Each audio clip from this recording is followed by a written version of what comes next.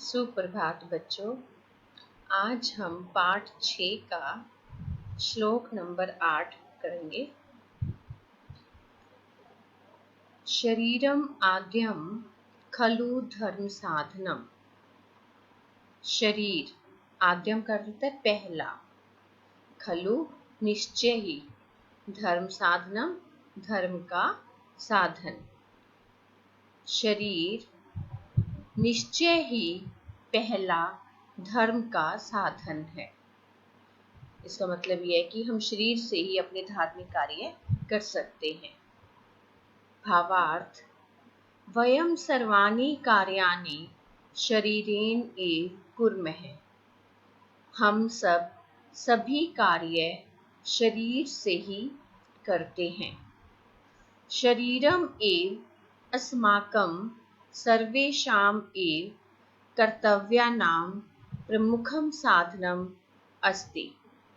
शरीर ही हमारे सभी ही कार्यों का प्रमुख साधन है। धर्मस्य पालनस्य साधनम् अस्ति।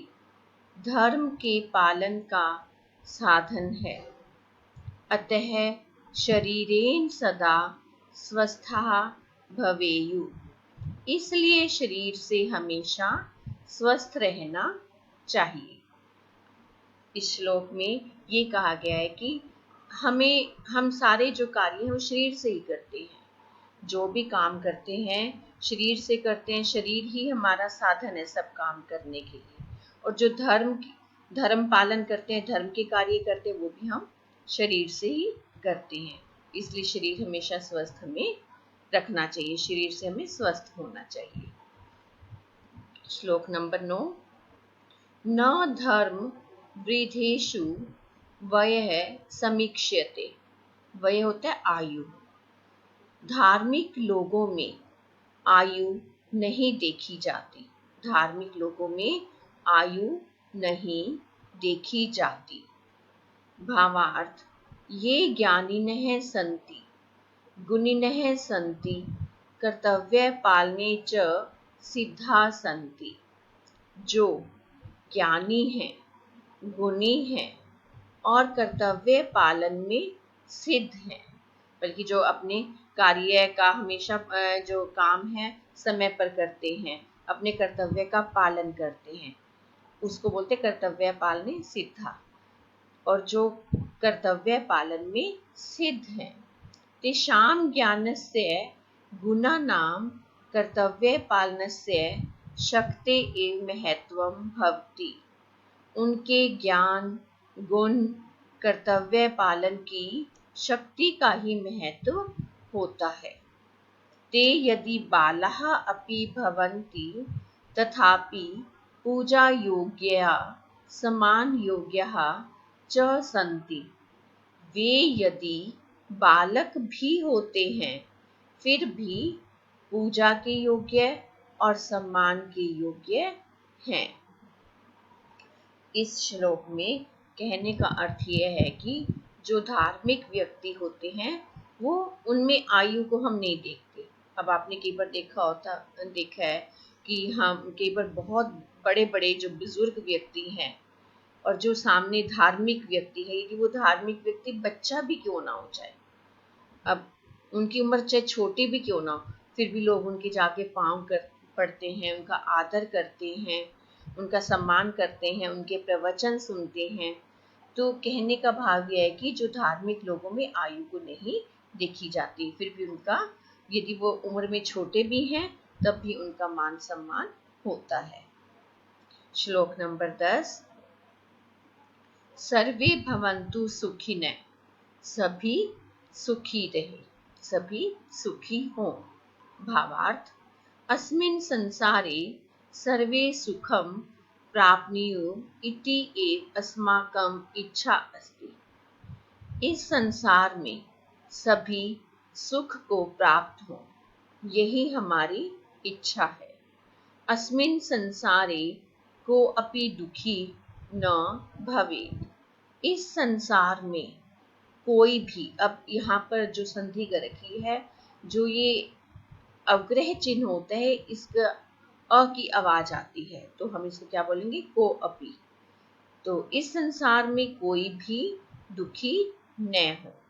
सर्वे सुख युक्तः भवेयुः, सभी सुखी, सुख से युक्त हो या सभी सुखी हो।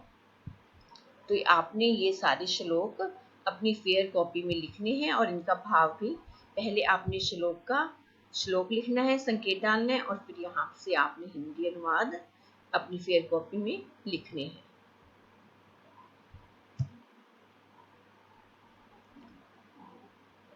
जो अभ्यास कार्य है वो आपने स्वयं करना है, क्योंकि आप बहुत सारे अब पाठ पढ़ चुके हो, अब आपको करने का तरीका आ गया है।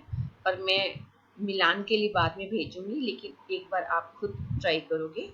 और मैं व्याकरण कार्य आपको समझा रही हूँ। इसमें विशेषण और विशेष्य के बारे में बताया गया है। वैसे जब पाठ पढ़ाती हूँ तो आपको मैं साथ साथ बताती रहती हूँ विशेषण क्या होता है और विशेष्य क्या होता है। तो लेकिन इसमें अब व्याकरण में अलग से टॉपिक है आपका विशेषणम विशेष्यम च, विशेषण और विशेष्य। इतानी पदानी पठन्तु वदन्तु च, इन शब्दों को पढ़ो और बताओ। विशेषण पदानी, ये विशेषण है, जैसे नील है, श्वेत है, चतुर है, ये सब क्या है, विशेषण है। विशेष्य आकाश है, कपोत है, बाल्क है, जैसे नीला आकाश। अब नील है क्या है, विशेषण, और आकाश क्या है, विशेष्य। श्वेत है क्या है, श्वेत सफेद, कपोत है कबूतर। अब सफेद विशेषण है और कबूतर विशेष्य है। इसी तरह से चतुर है विशेषण और बाल्क है विशेष्य। इसी तरह से ये विशेषण है और ये विशेष्य है। ऊपरी लिखितेषु पदेषु क स्तंभे विशेषण पदानि सन्ति। ऊपर लिखे गए शब्दों में जो क स्तंभ में विशेषण पद है, क स्तंभ ये वाला है, इसमें क्या है, विशेषण शब्द हैं। ख स्तंभे च विशेष्य पदानि, और ये ख स्तंभ है और ख स्तंभ में विशेष्य पद हैं। क स्तंभस्य पदानि ख स्तंभस्य पदानां वैशिष्ट्यं बोधयन्ति।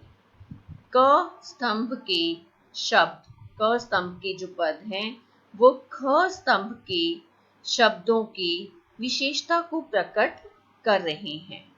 यथा, जैसे नील है आकाश है, नीला आकाश। परदयो नीलः पदम आकाश है इति पदस्य नीलवर्णम सूचयति। जैसे नीला आकाश, इस शब्द में, इन दोनों शब्दों में जो नीला है, नीला शब्द वो आकाश शब्द की नील, जो नीले रंग को सूचित कर रहा है, बल्कि उसके नीले रंग की विशेषता बता रहा है।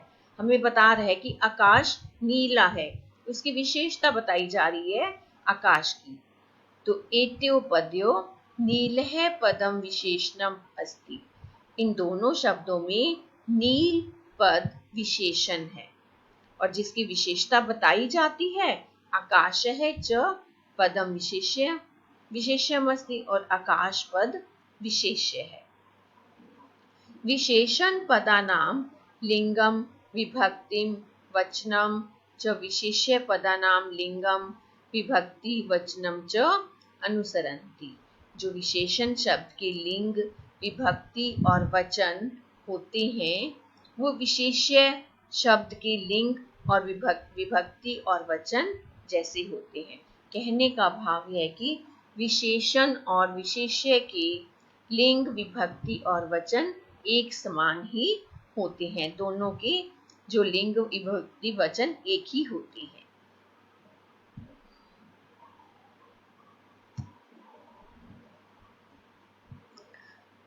अधुना निम्नलिखितेषु वाक्येषु विशेषण विशेष्य पदानां अधः रेखांकनं कुरु।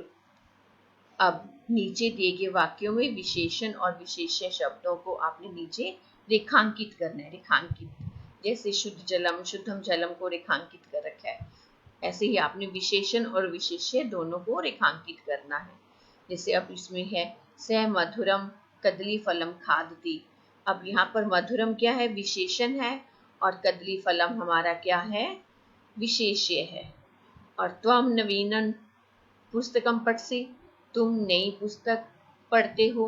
अब नवीनम, नवीन क्या है, विशेषण, और पुस्तकम क्या है, विशेष्य। आपने इस तरह से रेखांकित करना है।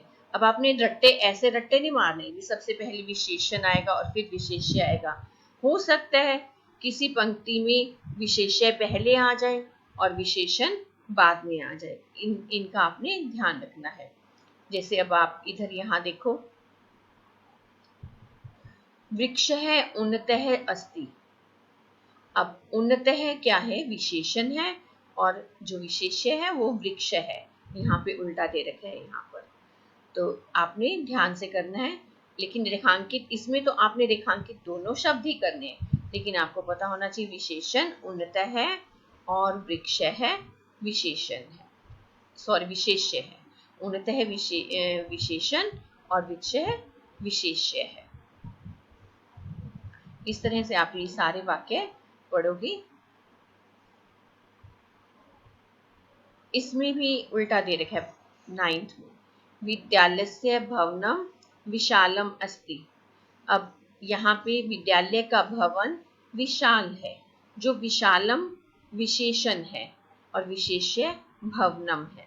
इसमें भी उल्टा दे रखा है, आप ध्यान से रेखांकित करना और ध्यान से विशेषण और विशेष्य आपने अलग करने हैं। जो मैंने आपको समझाए हैं, विशेषण पदानी और विशेष्य पदानी, इस यहाँ पर आपने सारे विशेषण शब्द लिखने हैं और यहाँ पर आपने विशेष्य शब्द लिखने हैं। इस तरह से आपने यहाँ तक आपने अभ्यास कार्य और व्याकरण कार्य पूरा करना है। धन्यवाद बच्चों।